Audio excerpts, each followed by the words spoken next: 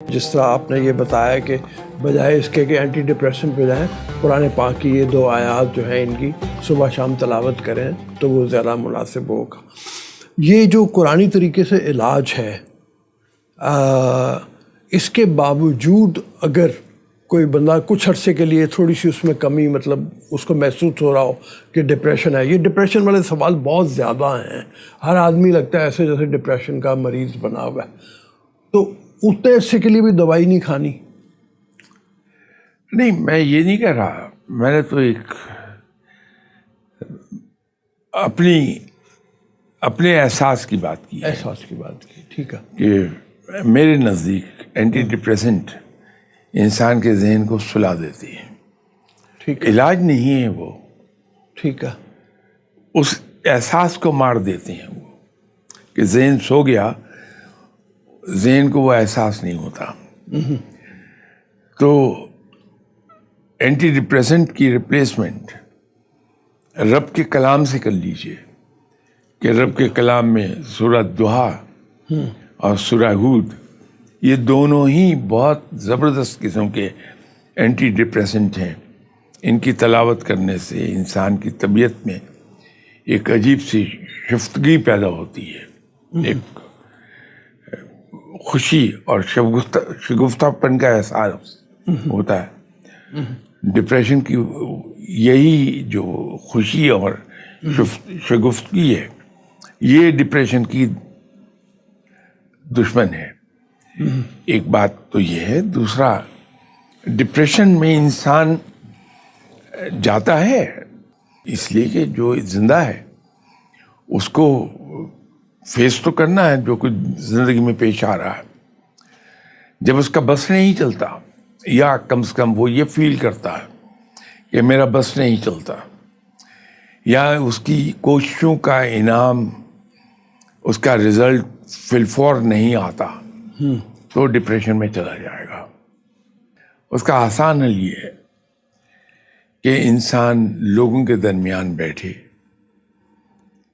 اور ان سے شگفتہ گفتگو کرے، یا کوئی ہابی اڈاپٹ کر لے۔ ہمارے یہاں یہ جو آپ نے ایک چیز فرمائی، اس کی وجہ سے میں نے یہ بات جاری رکھی اپنی، آپ کے باوجود جملہ ادا کرنے کے۔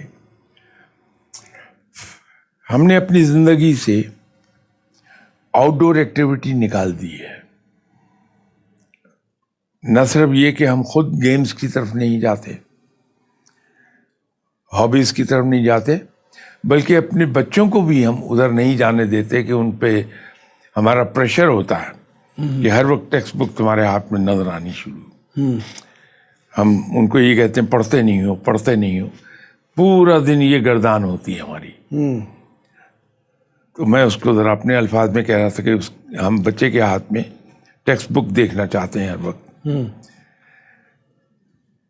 ہمیں یہ احساس نہیں کہ ہم بچے کی پرسنالٹی کو برباد کر رہے ہیں۔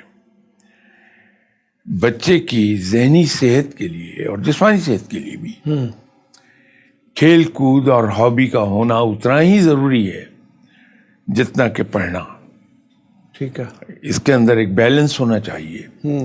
میرے کہنے کا مطلب ہرگز یہ نہیں کہ پڑھائی نہ کی جائے، پڑھا بھی جائے، بچہ پڑھے، لیکن ایک بیلنس کے ساتھ، یا آؤٹ ڈور گیم، اس کی کوئی ہابی جہاں وہ اپنے ہم عمر بچوں کے ساتھ کھیل سکے، وہ ضرور اس کی زندگی میں آنا چاہیے۔ اور ہم لوگ جو لڑکپن سے، نوجوانی سے، بلکہ جوانی سے بھی آگے آ گئے، خود ہمارے لیے بڑا ضروری ہے اس ایج میں بھی کہ ہماری کوئی ہابی ہو، یا کوئی آؤٹ ڈور ایکٹیویٹی ہو، ہماری کوئی کھیل۔ اگر کچھ نہیں ہے تو دوستوں کی محفل میں بیٹھا جائے، اور